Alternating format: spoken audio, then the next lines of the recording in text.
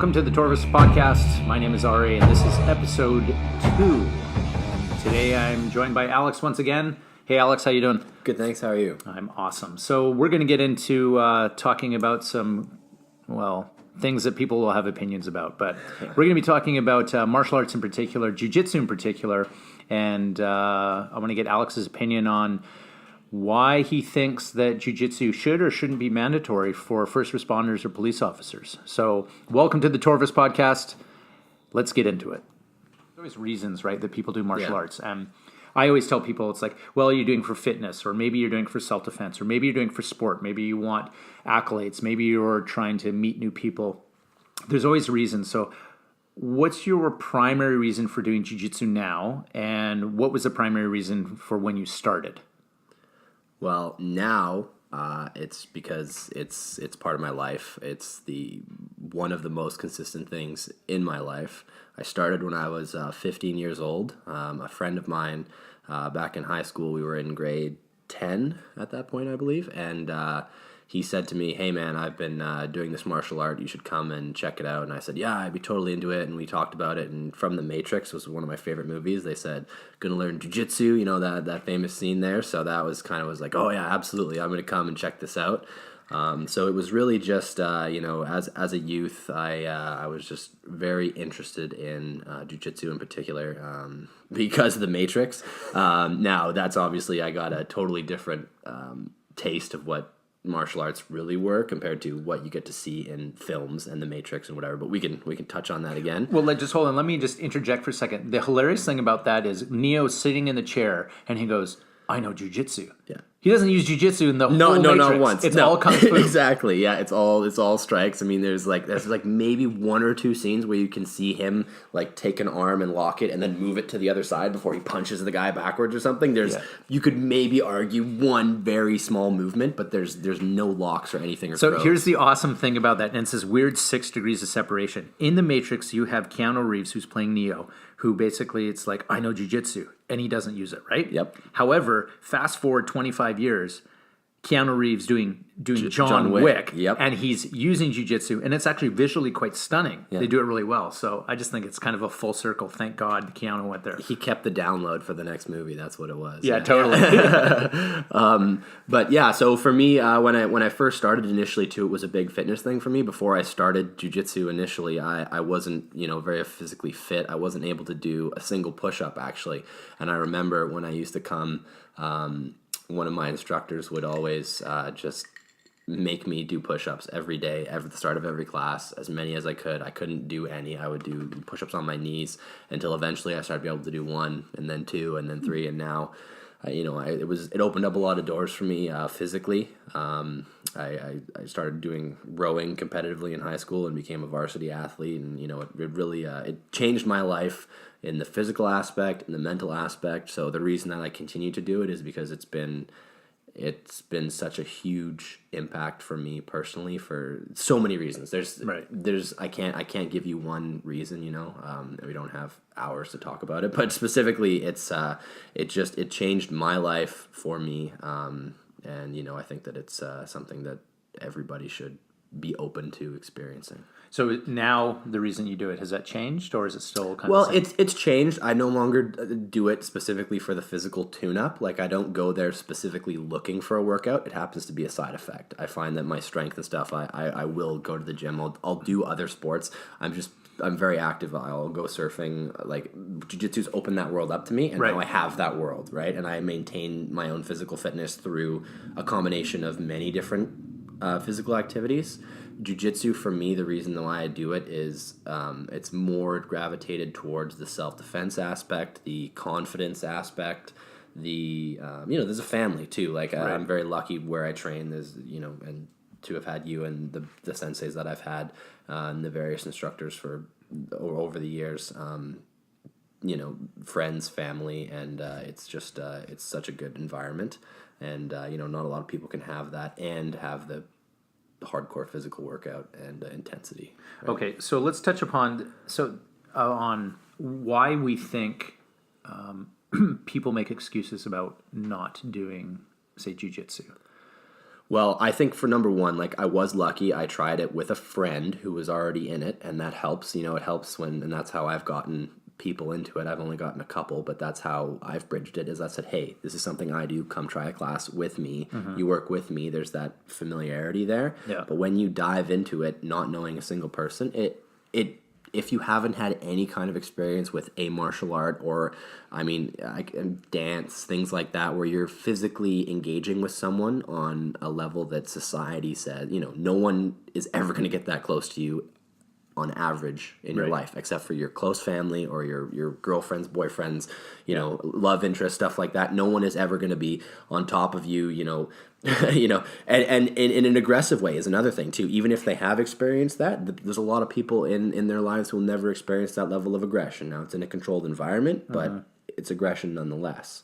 So I would say that it's difficult for people to overcome that hurdle, to open themselves up to the idea of exposing themselves that much, you know? Yeah, and I often say that the biggest hurdle for any martial art, in particular, well, not in particular, but is walking through the door, right? That's the hardest part. Yeah. Like you think about it, and we live in a day and age now that people know, like it's all the advertising that I do for my school and that I see other people do, that's not making someone who's sitting on the couch going, oh, damn, you know, I never knew about no jiu-jitsu. idea, yeah. People who are already thinking about it, that's the people that you're kind of catering to. Yeah. Obviously, I think there's a small percentage of people that have no idea, and then all of a sudden it kind of lands in their lap. But most people have already been Googling, and they're thinking about it, and they they drive past the academy. I've heard this a ton. People drive past my academy, and they'll be like, I've been thinking about it. I had someone sign up, said they drove past my academy for 4.5 years. Yeah. And that blew me away. I said, Yeah. 4.5 years? I said, well, what finally made you do it, right? And that's how long it took for them. And I actually think they did come in with a friend. There's a big hurdle. There's a fear. Walking through the door is the biggest hurdle. Yeah. Once you're through the door, everything kind of starts to unfold from there. Well, and depending on the martial art too, like when I first started, it was just the Japanese jiu-jitsu, right? And that's more of there's the traditional, there's a formula, like a method to how you start the class. You know, you line up, you kneel, you bow to the front, you bow to the sensei. There's that meditation period. Right. So sometimes, and even in Brazilian jiu-jitsu, you know, we bow in, right? So there's these little rituals that for people observing it, it seems strange, it seems uncomfortable. I remember my first time testing, I felt like I had 8 left arms. You know, it wasn't even feet. I was like a totally different zone, you know, it was like bowing. I remember like we bumped our heads, you know, I was too close. Like I had no idea what I was doing on my first time I tested, right? And that's after having done martial arts for a while at that point, right? So I think it's with anything new, and whenever you have anything new with a physical aspect, people tend to be a little more on the tentative side. Right. And then you get the people who aren't. And those people are the people who will burn out. Those are the people who come in headstrong and they say, oh, this is going to be great. I'm going to kick some ass. I'm going to be this. I'm going to be that. Yeah. They show up every day. They're there to like blitz it out and they just force their way through everything. They're not learning. They're just pushing.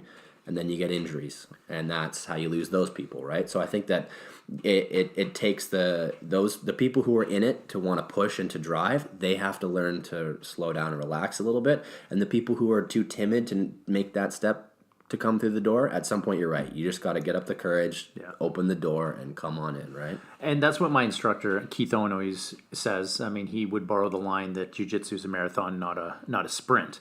And we have seen it so many times, those headstrong people come in, and you have these discussions off to the side and go, you know, I don't know if that person's going to make it. And I've had so many discussions with those kind of, I call them brute force of caveman jiu-jitsu people. That's like, you know, you really got to slow down because you're going to get injured, you're going to injure someone else, or you're going to burn out. And it happens 90% of the time. And you really try to curb it, but you really got to go slow, I think, in the beginning. In the end, I think that jiu-jitsu is fun, and that's the primary reason that most people stay in. They show up and they go, you know, after class, you go, that's awesome. Yeah, that's true. I don't even conceptualize that because the fun just comes so naturally to me. Like I show up, I know everybody's name, it's there, it's comfortable. Yeah. I have that level automatically assumed. But you're totally right. It's such a great chess match. When I've had a stressful week, when I've had a really bad time at work or in my personal life, whatever it is, jiu-jitsu is my safe place. I come there, I get my ass kicked or I kick some ass, whatever it is, however it happens to go that day. No matter what the outcome is, I always feel better. It's a meditation without, I don't have to sit there and meditate. I do jiu-jitsu, and that solves 80% of my problems right off the bat just by doing it.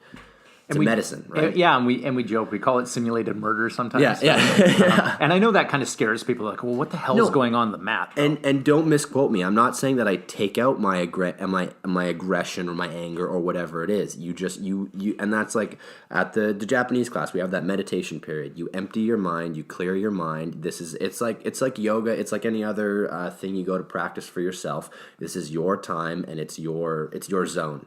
And you get to share that with someone else, which is the really cool part about jiu-jitsu. You get to test it with someone else. You get to feel it out. Maybe you get a little bit of a confidence boost, or maybe you get a lesson. Maybe you get that wrist lock that came out of nowhere. How did that happen, right? And you get that drive to learn, or you pull something off, and you're like, wow, I can't believe I've been trying this for a month, and it finally happened. Like, so you have the good days, you have the bad days, but it's all about the going through the motions and just the experience. It's cleansing. So obviously we could get into totally describing what jiu-jitsu is and things like that, and it's pretty easier for the listener just to look up on Google and say, okay, we're not going to get into the details of it. Obviously, it has to do with throws and joint locks, and there's different ranges of combat, and it's a very complete martial art. We're sold on it, so I'm not here to sell you on that part. But what I do want to talk about is trying, there's a movement that we're doing that I started with a buddy of mine, Jason, down in Houston, and it's called the Invictus Movement. And the Invictus Movement is basically trying to make jiu-jitsu mandatory for police officers. Now, obviously, that is a huge, huge thing to tackle. Absolutely. And do I have any illusions that it's going to be like tomorrow we're going to make jiu-jitsu mandatory for cops? No, that's not going to happen. However, we're slowly trying to change the culture of why we think jiu-jitsu is important for first responders and police officers in particular. And the reason is because it has a great number of techniques they can use for the job. Optically, it's awesome. You don't have to smash people in the face. You can control people, which is a huge thing because when we go hands-on in the job, it's hands-on, right? You're physical, you're touching. You can't solve everything by knee striking everyone or punching or using OC spray or tasing or shooting people. No, I've gone through a wide range of, like I said, fitness at first. When I started, I was 15 years old. I barely weighed, $120. Now I'm over 200 pounds and I can throw that around. Jiu-jitsu is for any person, any size, any age. And I have personally experienced that. I have also, knock on wood, never been severely injured from jiu-jitsu, right? And that doesn't always happen, but it exists in that range. You do not, when we grapple, when you try and submit somebody, someone can get me in a position where they have total control, dominance over me, be older, smaller, whatever it is. They can have be at a disadvantage initially and then gain the upper hand and manipulate me completely without causing permanent damage to me. That seems to be the key right there, is that you have the ability to control an opponent without smashing their face in and knocking them unconscious. Right. Or, handcuffing them and dislocating their shoulder as you're dragging them somewhere, right? Well, that's why, because jiu-jitsu is scalable. Exactly. Right. And Joe Rogan said it best. It's like we're playing a game of I kill you, you kill me. Yeah, exactly. Right? Yeah. And fantastic quote. So the whole Invictus movement, making jiu-jitsu mandatory for cops, is something that we're trying to do. We're trying to bring it to the forefront. Through social media, through the seminar that we're doing in Houston on June 8th. There's a great number of teachers that are there that are instructors themselves. They're cops.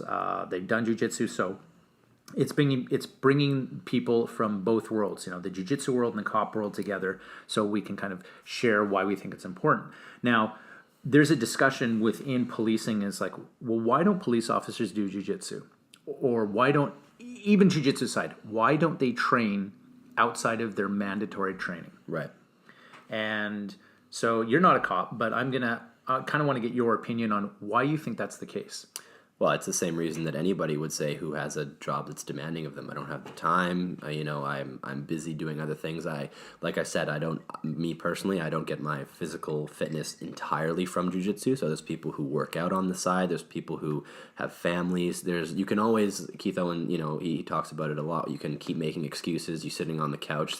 There's all those things you need in your life to have that balance, and at some point you got to get off the couch. You do have to leave your family to come and do jiu-jitsu. You can bring them too, actually. That's even better. But you know what I mean? But it is a balance. You do have to change your normal routine, and you have to find the time and the space for it. So I think that people who are currently police officers, or anybody who is currently involved in a vocation or whatever it is, they have the routine, and you're going to change that routine for something.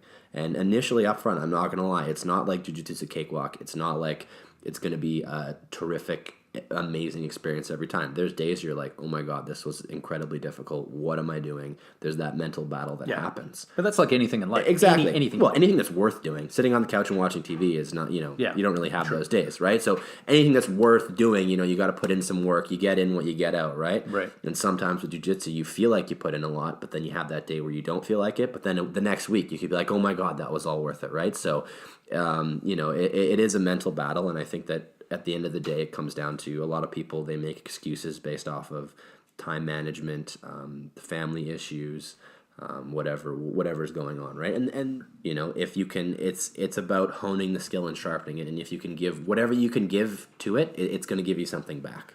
But you have to be consistent. You do. Yeah. You so do. even if it's 1 day a week, yeah, that's 1 day a week of consistency. Absolutely. And then when you have that extra day, like, oh, there's a break in practice, or my parents are coming out to look after the kids or whatever, boom, you can hit that extra day, right? Get any extra time in that you can. Right. Now, we often talk about the different reasons. So time management was one, the excuses that are coming up. Now, I did a survey a few months ago, and I asked a whole bunch of police officers why they didn't do jiu-jitsu. Mm-hmm. And the why they didn't do jiu-jitsu was really fascinating. And one of the categories, I actually had ego in there. Yep. Surprisingly, no one chose ego as the reason that they didn't do jiu-jitsu. Right.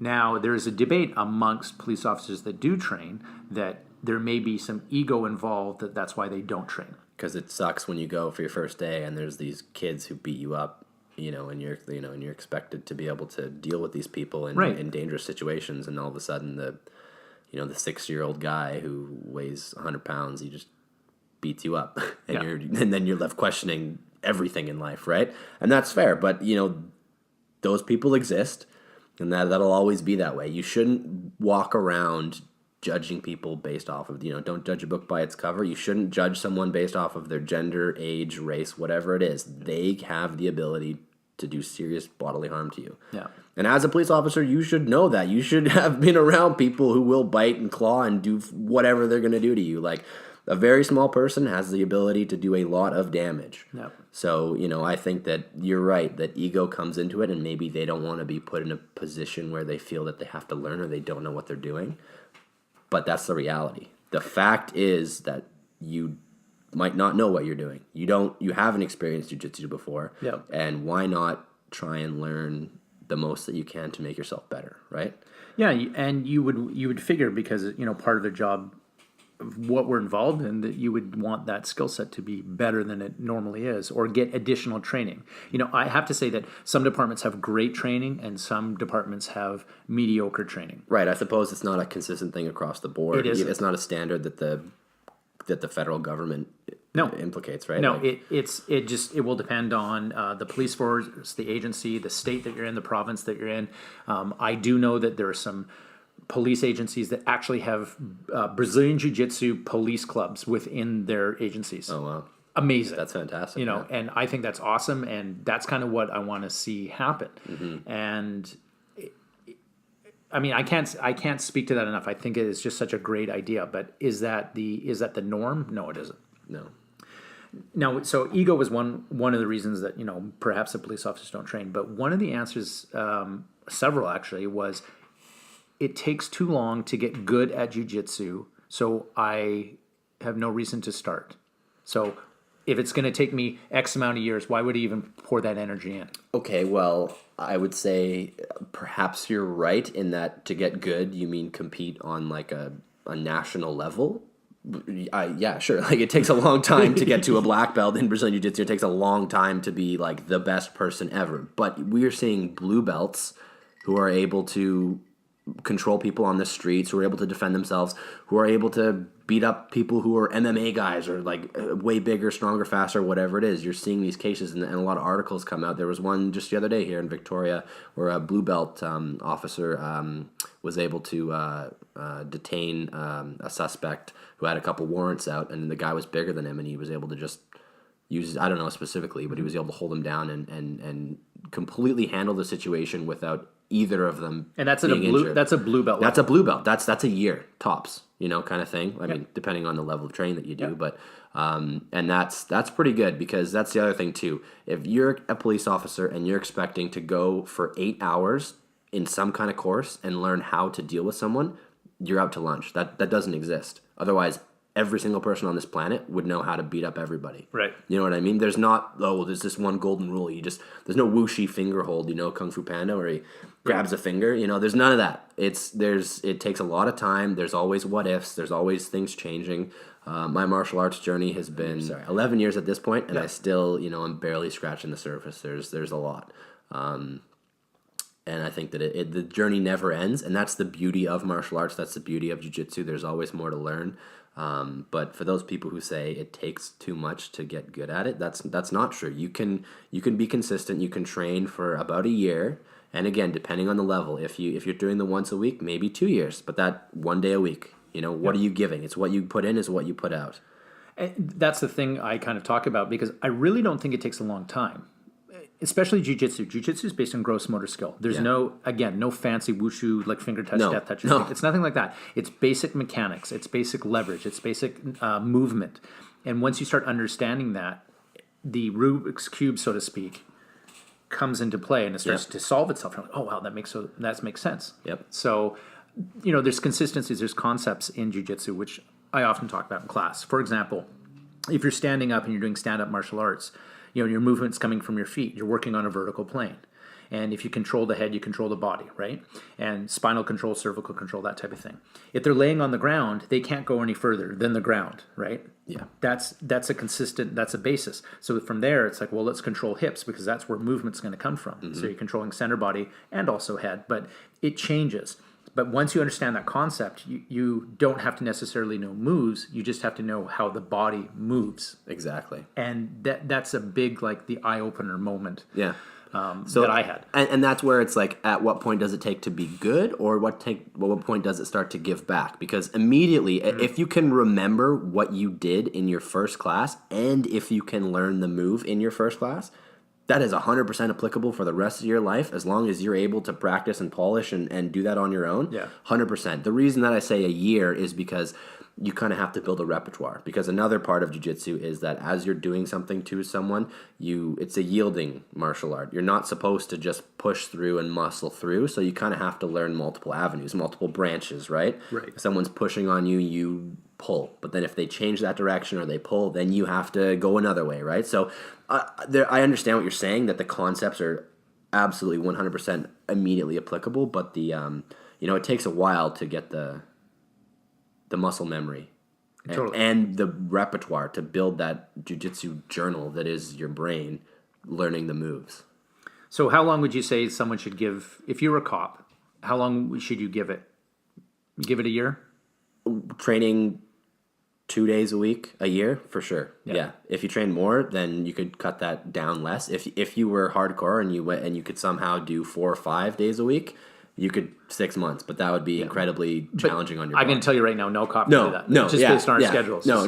But I mean, even if there's I don't know if there was something at work or a way for them to do it that was part of the curriculum or something that was laid out, but and I'm talking to get to the level where you're able to have somebody punch you in the face, blindside, you're on the ground, they're on top of you, and you can pull that out in no problem, and no one gets hurt, including the person who just punched you in the face. So basic competency. Oh, absolutely, yeah. And I'm talking like this, nothing's 100% chance, but you've got a very good skill base to take care of a problem against an opponent who's in a dominant position, right? If you're just talking about to be applicable as a police officer, I'd say after a month of taking a class and learning how to be proficient with a partner, like learning certain come-alongs and restraints and holds like that, that'll come in handy, absolutely. But I'm obviously, my mind always goes to the worst-case scenario, being blindsided or someone pulls a knife on you or whatever that is, right? Those really intense scenarios where martial arts really come into it, and I always give a little more. But, in the day-to-day, too, you could go to jiu-jitsu 4 times, and you'll be more comfortable being up in somebody's grill than you were when you left. And that's going to be huge for a police officer, right? Yeah, the confidence thing is a real bonus, I think. It's changed my life. Because if you deal with conflict on a regular basis, and that simulated murder on the mat, then when people are up in your face, it really does help. Yeah. And that's not to say that martial arts or jiu-jitsu is the end-all, be-all, because it isn't. Obviously, if someone pulls a knife or they have a gun, then you have to go to the next level resort, right? We're not expecting you to do some magic, to go hands-on if there's a knife. Like, that's not what we're saying. No. But we're saying that it adds a massive skill set and tools to your toolbox, which we think that officers need. Now, the excuses of time, I totally understand it. So I'm about to kind of shatter that in some ways. Every person's life is different.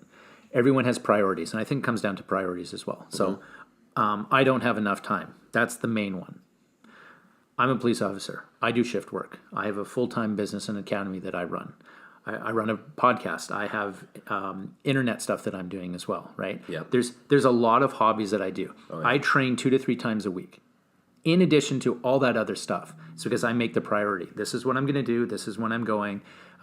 Shift work is horrible, but you have to change your schedule. The routine is constantly. It is. It's always changing. Yeah. But I do it because I think it's important, and going back to what we said about 20 minutes ago, because it's fun. Yeah.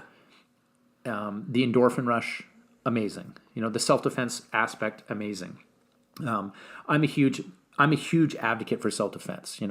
My basis comes from a Japanese jiu-jitsu background, and my instructor, Steve Hisco, really big into that. He's a 30-year member, RCMP member. He's a cop, so he totally understands that aspect of it.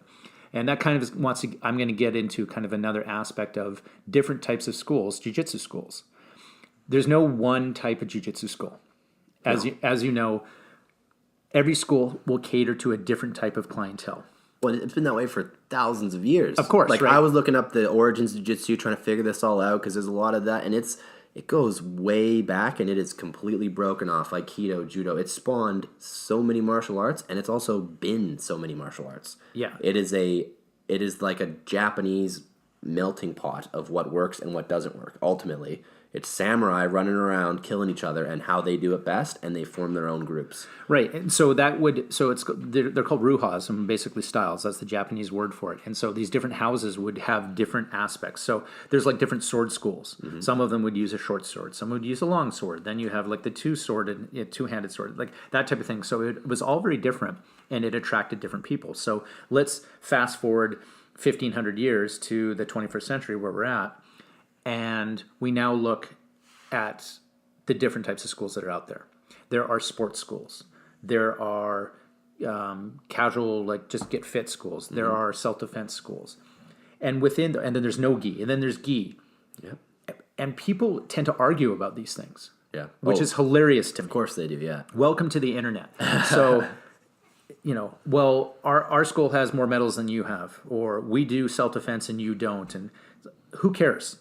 What do you want? That's what it comes down to. You have to know. So your vibe attracts your tribe. Mm-hmm. And I totally believe that. I stopped long ago trying to be everything because you can't. So you have to know what you're good at. If your school, if you know what you're good at, you focus on that, you're going to start attracting those people. I've had people come through my door and they've wanted a specific thing and it wasn't what we offered. And I said, hey, it's not what we offered. There's other schools in town you maybe want to look at. Yeah. And I think that's where good coaches and good schools should be focusing. Because if you try to be a catch-all, ain't going to work for you. No, you're going to have a very difficult time. Or you have to have a massive instructor base and have Huge. People who are proficient at each aspect and offer an insane amount of classes. And that's not to say, because I have seen schools that focus in one area that do remarkably well in other areas. We have we have competitors that have been at the world level. They've won, at the Worlds, gold, right? Yep. So we're not a competition. I'm using air quotes, by the way. We're not a competition school, but we have people, and we have that aspect to it. But you have to know kind of where you are, falling. Are we way to that spectrum where it's like we're doing only sport jiu-jitsu? No, that's not what we do. No. Yeah, and again, to each their own. Well, right? and again, like it's comes down to what you want. If you want to compete, you have to understand that there's certain positions and certain moves that exist in a competition due to the rule set. Out on the street, I am not going to use turtle. I love turtle. It's one of my favorite positions to play jiu-jitsu, but I would never go into the turtle position. For people who don't know, is basically the fetal position. Great way to defend yourself when someone cannot strike you. It's fantastic. It's awesome. You're protecting your neck. All your limbs are tucked underneath you. It's great. Not when someone or their buddies can come and curb stomp your head in, right? So it totally depends on what you're trying to achieve, right? And I think that's, no matter what you're getting at, though, I believe in a balance. So this is my personal philosophy, that even if you are a hardcore competitor, whatever it is, that why would you want to close yourself down to the potentials of what works on the street or in reality? Because those kind of things can be pulled off. Like for me personally, I've just started really going nuts for wrist locks and pulling those off, and people are getting upset about it. It's difficult to deal with wrist locks when you don't know what's happening. It's very painful and happens very fast, and people can say whatever, you can't do them. I've done them, so that's fine. I'm not here to say they're the best thing or whatever. I'm just saying that sometimes when you do the unexpected, in a world that people train so hard in and they get so focused into this box, that's all it takes. It's just doing something differently. And you can see it in the UFC. You can see with all these fighters who just come out of the gate. Yeah. They have their own unique style. They do their own unique thing. Boom, they're champions. And then their next fight, when someone studied all their footage, boom, completely fall apart, right? So that's what I mean, is there's not one end-all, be-all answer. And I think the best thing that you can do as a martial arts practitioner is to be open to the experience and build your like you and Sensei Kevin say is take a smorgasbord, a little bit of this, a little bit of that, and combine it and do what works for you, right? Yeah, I agree, and that's why you got to do your research. I think when you're trying to find a school, and visit each school and kind of see what the vibe is. And as I said earlier, people are sitting on the couch right now going, "I want to do jiu-jitsu, I just don't know where to go." Yeah. And that's why I think they should, you should just try different places. Yeah, absolutely.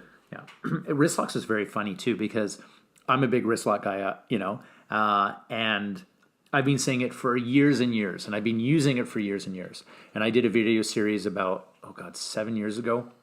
6 years ago, I think, with Doyle, and it was called Locked Out, and it was wrist locks for BJJ. Yeah.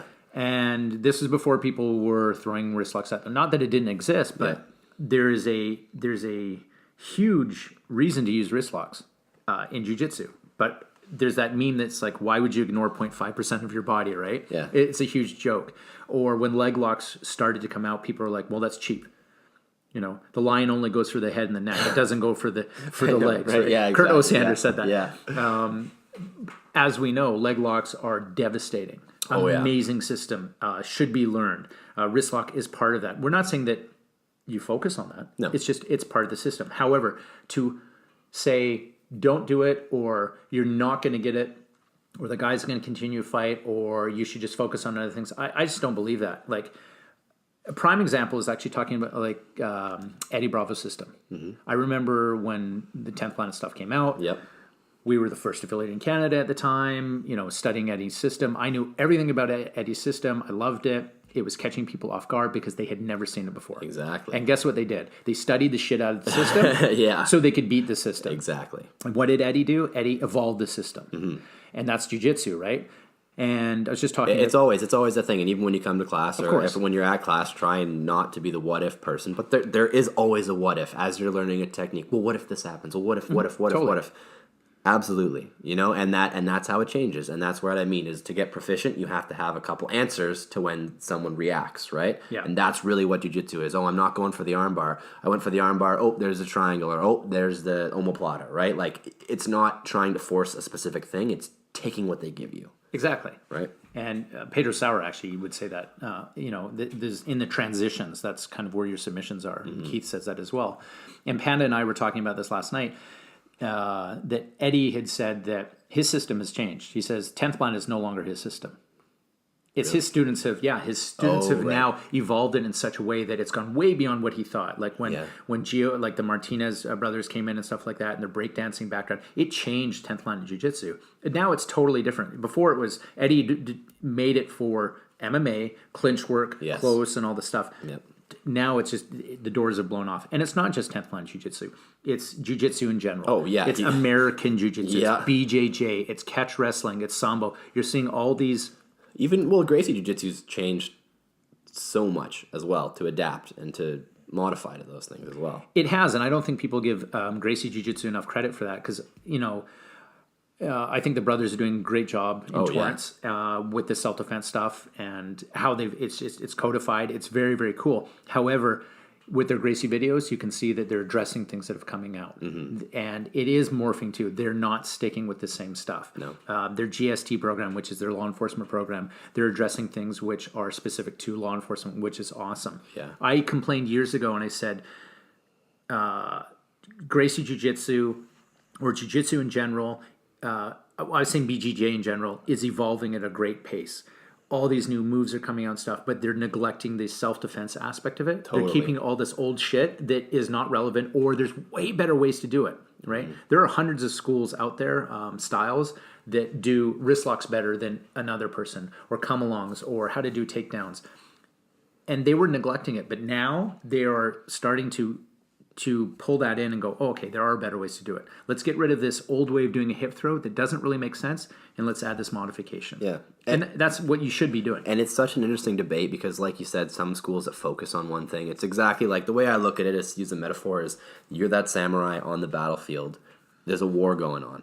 You don't know what's coming at you. It's chaos. There's anything. And if you're that one samurai who is the best at using a knife, well, you're probably going to be shit out of luck because that's a very close range weapon. There's a lot of crazy stuff happening.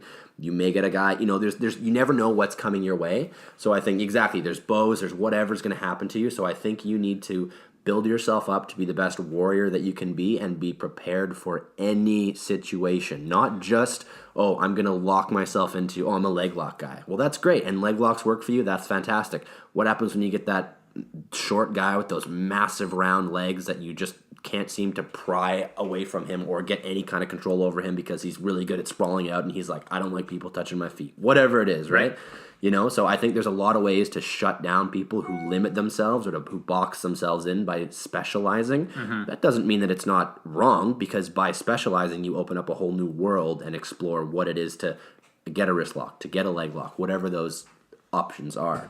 But also don't neglect the basics, right? And that's self-defense, I think, is what it really goes back to. And you got to always go back to that, is no matter whether you're a sport or whatever it is, if you can stand up and get away, that's going to be huge. Even in sport, if you can get back up and reset the whole thing, that's huge. If you're in a bad spot and you can get back up and go again, here we go. We're back. We're ready. That's self-defense life-saving 101, right? Is get up, get out, if you can, right? So let's talk about the different levels of jiu-jitsu. So I wonder if you agree with this. They say that white belts is, and Saulo Ribeiro basically said this. White belt's the belt of survival. Mm-hmm. Blue belt is the belt of defending and kind of like sweeping. Mm-hmm. Your purple belt is now the belt of attacking. Your brown belt is refining your game. Mm-hmm. And like putting your particular fingerprint on it, and black belt is like the evolution of all that. Would you agree with that? I would agree with that. I would say that, from what I've noticed, obviously I'm not a brown or black belt. That's not the level that I'm at, but I would agree that there is that transition, especially as a white belt. It's all about survival. You're totally out there in the water and you're drowning, and there's a lot coming at you. And I think what it is as you survive, you pick up these parts and pieces that help you stay afloat, so to speak, right? Yeah. And that starts to shape who you are and shape your journey. And then like you said, as the blue belt, now you're playing defensively. You're understanding what's happening to you. So, he's going for the armbar. Don't leave my arm out there. Like, don't do that. Don't touch him because he'll wrist lock me. Whatever it is, right? Like, you're learning by having the crap kicked out of you. But you're also starting to see, this is how I manipulate the center. This is how how the flow starts to happen, right?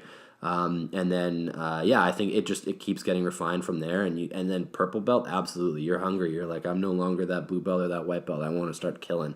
But then you go up against the other guys, and you're like, oh damn, I need to refine this. I need to change this. I need to adapt. And then I don't know. I can't speak for the black belts, but I think that it becomes a whole nother level at that stage. Right? But the crazy thing now is, if you look at blue belts are now doing stuff that purple belts were doing 10 years ago. That's true. The evolution is ridiculous.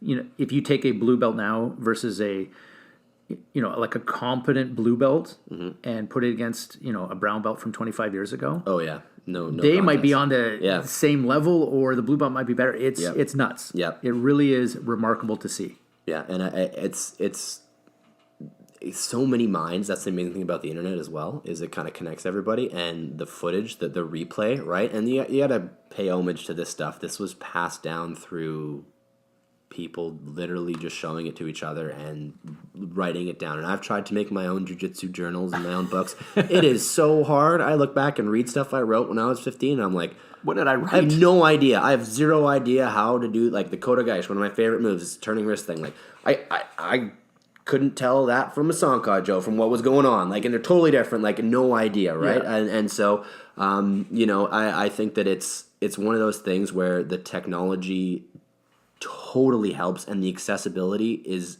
unparalleled, and that's going to change the martial art. When we can directly see footage from the Gracie brothers and then take Eddie and see that and come, oh, well, I like this and I like this, and take those two things and throw them together, and we learn this, and oh, we got some Greco-Roman over here. Like, you can throw in, and the age of information is now, and that absolutely applies to martial arts. And you can take that smorgasbord from a much larger buffet at this point, right? So I think that you're absolutely right, that the level of the quality of the martial art has evolved itself due to that sharing and the availability of information. Yeah, it is awesome. Mm-hmm. Yeah, and there's so many to choose from now. Oh, it's insane. Yeah, that's what I love. Yeah. It's funny, you were talking about writing in a journal, writing stuff down. So this is the segment of the podcast that I want to call Dane's Dungeon, and it's for my good buddy Dane Botfield. It's in memory of him. So every episode is going to have a Dane's Dungeon part, and it will be something that either Dane would love or that he would specifically talk about. So we're talking about the journal thing. When Dane had cancer, he was sitting off the mat. And there's a great picture of him, and you could see his journal. He was actually writing notes. He was in his gi. He was unable to train. Yeah. He showed up, and he was writing notes about what was going on. And that was kind of it's just a mental thing, right? Just showing up is kind of important. And sometimes people, it works for them making notes. Other people, it doesn't. Right. Some people record. Some people don't. There are different types of learners. So they're visual learners, they're tactile learners, and they're the people who, audible learners. What kind of learner are you? I'd say that visual is going to be first and foremost. If I see somebody do it, that is the biggest thing. But as I go through and in my career and in my martial arts, it's becoming more, if it's presented in a way that kind of goes through start from finish. If I can see it written out, and if I can, in my own journey as I'm doing these journals, I'm getting better and better at writing it out in a way that makes sense to me and understanding it. Mm-hmm. And whenever I test, I've been doing this since my orange belt in Japanese Jiu-Jitsu, and I did it for my blue belt in Brazilian Jiu-Jitsu. It's been writing out every move, writing out the moves that I am proficient in, writing out the moves that I'm not so proficient in, kind of tiering them, mm-hmm. and then going beyond that and taking the ones. So I kind of have almost like a traffic light system: green, red, and yellow, right? So I'll break it down into, do I know this move? Sort of. Can I pull this move off in a roll? Do I know it? Right? Absolutely. Green, check mark, right? There's a lot more yellow and red than I'd like, but that's the way it goes. And you work your way through, and you write it out. Yep. You write it out from the position that it starts out. For me, I break it totally down. I way overanalyze it, and I have I have a book now that I keep of all this stuff, yep. and I kind of go through it. And for me, I think that the way that I am, I like to know the move. I like to know the move in Japanese. I like to know which positions I can get the move from. Kind of a whole piece of it. Yep. You know, the Kimura, right? So you're talking about a conceptual thing. It's Yes. now turned into conceptual. Absolutely. It's not specifically, how do I do the helicopter armbar and I break that down and overanalyze that. I'm more like, it's an armbar. How can I do this from this stacked position, right? Or whatever it is, right? So that's where that's where the conceptual thing really comes to tie it all in together, is to help me make sense of it in my brain, kind of that muscle memory that I haven't achieved yet. And John Danaher is awesome for that. Like, he's totally a conceptual jiu-jitsu guy, and I think that's a lot of people love his stuff. So one of the things we're going to do for the Dane's Dungeon as well is, I used to do this, Dane, and it would be cool or bullshit. Okay? Okay. So we're not getting into the reasons of why you think it's cool or bullshit. You just have to say it's cool or bullshit. Gotcha. Okay? And we're going to go back and forward here. Okay, so the cool or bullshit. So I'm going to name a action star or person. I want you to say cool or bullshit. Okay? Okay. And then I'll say cool or bullshit. And then you got to think of someone. And then I'll say cool or bullshit. Okay. Make sense? Yeah. Okay, so let's start with the classic. You ready? Yeah. Steven Seagal. Cool. Cool. I totally want to actually explain that one too. Yeah, I know. It's hard. I was like, oh yeah. He's bullshit cool though. Yeah, I is it cool bullshit? I would go with a big guy. I'm gonna say Bruce Lee. Cool. Cool, of course. Yeah, the coolest. Got to do it. Jet Li. Cool. Cool. Yeah, I would agree with that. Jackie Chan. Very cool. Very cool. A lot of people say bullshit. I'm a huge Jackie Chan fan. What, really? Yeah. Oh, Jackie Chan's amazing. I love that guy. But a lot of people are like, oh, it's bullshit because, he's kind of doing the comedy stuff or whatever, but it's all his own stunts. There's a lot of awesome traditional martial arts there. They're dummies. Oh, yeah. I know. Unbelievable. I know. He's so good. Okay. That blows me away. Yeah. Holy mackerel. Dolph Lundgren. I don't know who that is. Oh, what? I don't know who that is. In the Expendables, you remember he was Rocky IV? Dolph Lundgren? Yes. Cool. He's very cool. Yeah. Wow, you don't know who Dolph Lundgren is? Yeah. He You better drop a millennial reference so we're in the same board. Yeah, okay. exactly. So drop something that I won't know. Some modern.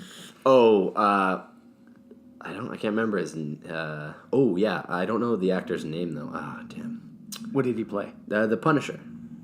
Which You'll one? know him. The new one. The new one John from Berthel. the yeah.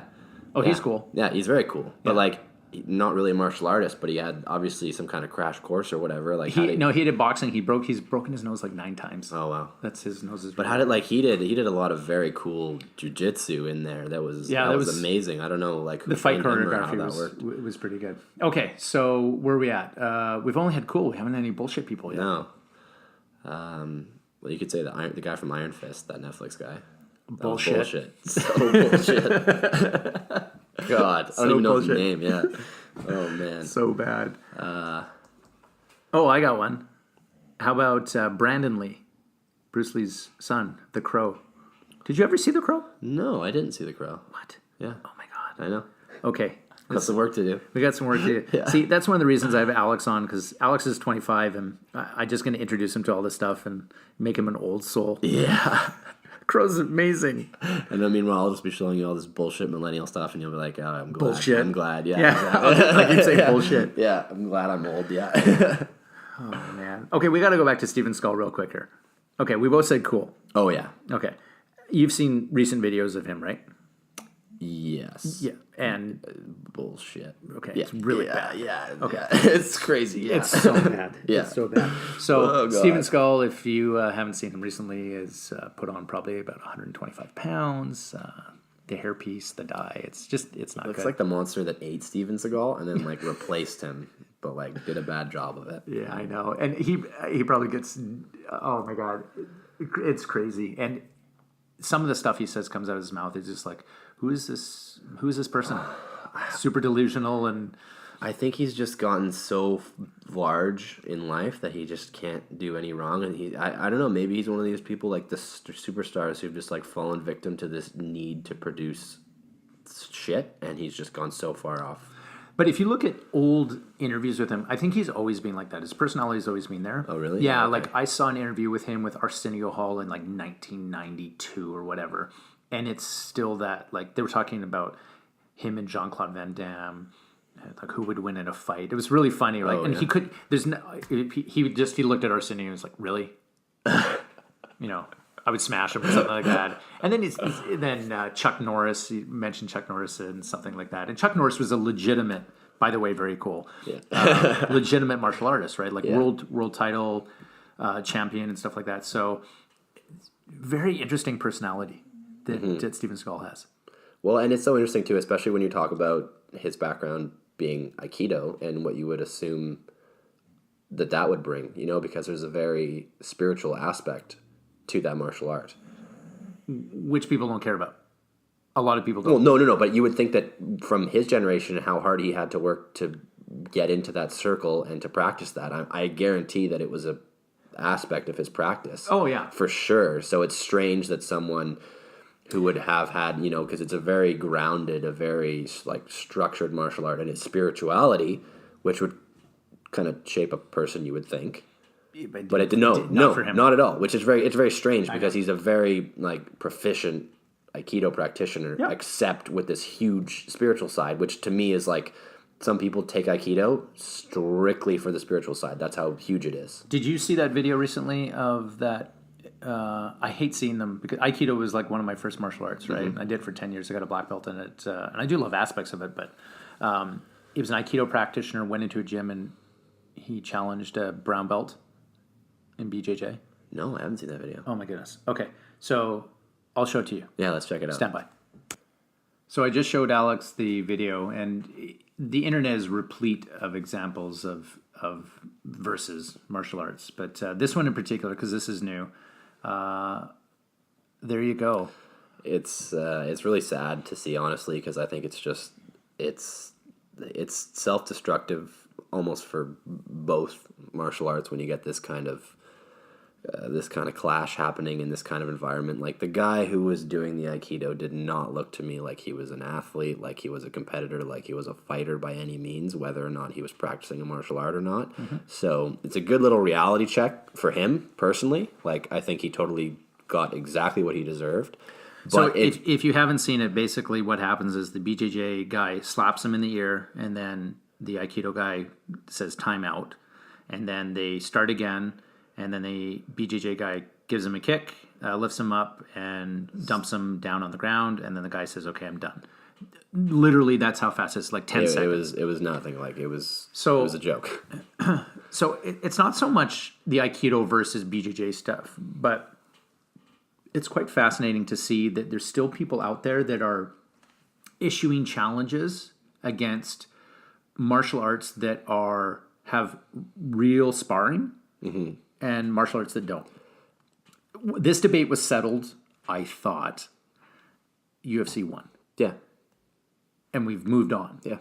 There's no way that this Aikido guy has not looked at Brazilian Jiu-Jitsu. I don't understand. If you truly want to settle it, those people who have, and this is where we talk about ego, and there's a lot of martial artists who have ego who are practicing, and ego is still an issue for them. And if you really want to settle it, if you issue a challenge, it should be life or death, just like they used to do in feudal Japan. I'm serious. This is garbage. This level of we're going to challenge, but if you challenge, but then you make rules, then it's catering to a rule set. If you want to know what is better or not better, who cares? In what aspect? Is Aikido better than Brazilian Jiu-Jitsu when you have Brazilian Jiu-Jitsu rules, or when you have Aikido rules, or what? How does that work, right? Aikido rules, maybe this branch of Aikido, there's no going to the ground. Then what's better? You know what I mean? You can come up with whatever bullshit you want to come up with. It's just frustrating for me as a martial arts practitioner to see this kind of fucking stupid ego come in, and now it's reflecting poorly on both BJJ and Aikido for that shit even existing. That was a waste of time. I hope that no one else sees that, because it makes martial arts and martial art practitioners look bad all around. That was to me, that was just some. So the UFC made martial art practitioners look bad? No, because that was more hardcore, and they had an agreed upon rule set, and it was there was athletes that competed in that, people who represented the brand, the best of the brand. This was some random dude off the street. Maybe a black. I mean, he didn't. There was no credentials. There was nothing like that. He did not look like he was in any kind of shape. He looked like But that doesn't matter. So to me, it doesn't matter what they look like. Okay. It's the fact that has this guy done any research whatsoever, which I'm sure he has. So I am just wondering what blanket is pulled over his eyes that he is unable to go, okay, I know what I can do. I know what my art is. Yeah. And I'm looking at this other art going, well, I can counter that or I can't. What was he expecting him to do there? Like grab his wrist or do something? And it was mind-boggling to me. Like, and that's what I mean. Is it in terms of it making, obviously the Brazilian Jiu-Jitsu, that made the Brazilian Jiu-Jitsu look great because it was proficiently executed, and he took him down, and just a single takedown was enough to make this guy quit. Yeah. And a slap to the face and this guy quit. But what kind of martial arts practitioner who's even going to enter an arena to kick somebody's ass takes a slap to the face and says time out? I know. Yeah. And so like it makes you bitch. Like that was just stupid. And I'm a huge advocate for traditional martial arts. So am I. And I came from a traditional martial art background. Yeah. And so I speak to this because I was a traditional martial art guy who was introduced to Brazilian Jiu-Jitsu, who left the traditional martial art and said, I'm going to be now starting BJJ because I understand what my limitations are. Yeah. I know that if I don't have any groundwork, and I know that controlling the human body is really, really quite important. And I know that strikes aren't the end-all, be-all. So you got to know ranges. And in today's day and age, when the average person, you're not dealing with weapons, you're not dealing with this, whatever, Brazilian Jiu-Jitsu is... And there are aspects, but I mean, I'm talking the basis. Most Brazilian Jiu-Jitsu, on average, I would say, doesn't train to deal with weapons or those kind of things. They don't. So that's where I'm saying that, you're not going to have to deal with that. And if you're talking about defending yourself on the street, absolutely, Brazilian Jiu-Jitsu is phenomenal. You hold a guy down when he can't strike you effectively, there's going to be other people. The cops are going to show up and solve the problem, right? Whatever it is, right? Or as a police officer, you're going to be able to get that person in a position where you can then apply the handcuffs and get them into the car, call for backup, whatever it is, right? So I think that obviously this was a great showcase for how effective Brazilian Jiu-Jitsu can be, but I think it was in a shitty environment all around. Yeah, I agree. Yeah. And I think the challenges are stupid, and if you want to challenge someone, it should be like a fight to the death. I'm serious. Like, you know what I mean? Or like in a UFC type thing, like knocking someone out or a submission, not like, time out, he hit me in the face. But here's the thing. So the practitioner, the BJJ practitioner specific, because I've read the article, he didn't want to punish the guy. He actually specifically open hand slapped him because he didn't want to punch him in the face. Yeah. Right? So he was actually dumbing down what he could have done. Absolutely, yeah. And yes, I am an advocate for jiu-jitsu. I get it. And everyone understands that. But you could see that he was being quote unquote kind. Oh, yeah, absolutely. To the other guy. I don't understand how these challenge matches keep coming up. And it's crazy to me. So my hat's off to people who basically are black belts in other arts, and they put on a white belt in jiu-jitsu. It's like, hey, you know what? I'm gonna learn this. I'm not saying that they should disregard what they've learned. No. I'm saying, how about adding this to your toolbox? Because it's really, really going to help. Absolutely. I still use traditional martial arts stuff. I still use some Aikido stuff. It's been, very beneficial to me. I do modern jiu-jitsu and Goshin jiu-jitsu, which is absolutely amazing for, police officers and arrest and combatives. I think it's a good blend. Yeah. But again, I'm just dumbfounded that people go, hey, I think that Brazilian, this is gonna work. Yeah. Well, and I get like what I mean. That guy got what he deserved because he straight up called out Brazilian Jiu-Jitsu as like being shit, and it's not. And he got a good lesson in that by having literally one takedown performed on him, and that was it. Onto mats. If that takedown had happened on the street on concrete, he'd be done, and the person performing the takedown would be totally fine. Yeah. You see, tried to go for a bit of a headlock there, just boom, nothing. It was. Ends up being messy. Yeah. Okay, well, Alex, I appreciate you coming out, man. Yeah, thanks so much. So this is our episode 2 Torvus podcast of talking about martial arts jiu-jitsu in particular, kind of weaving our way of why we think it should be mandatory for police officers and, jiu-jitsu versus whatever and that type of thing. So until next time, and we'll see you around. Try jiu-jitsu.